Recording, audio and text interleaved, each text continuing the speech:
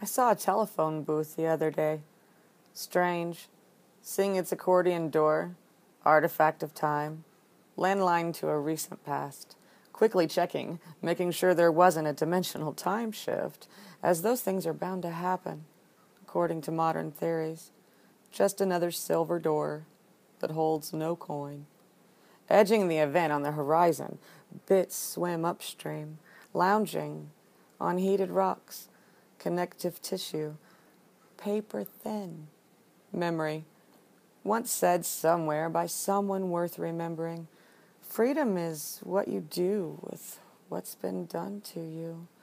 Time here is strange, a carnival ride of free assimilation, biochemical inputs penetrating imaginary membranes, raining mana from above, mutable structures, swan dive, cutting, splashless into recognizable realities.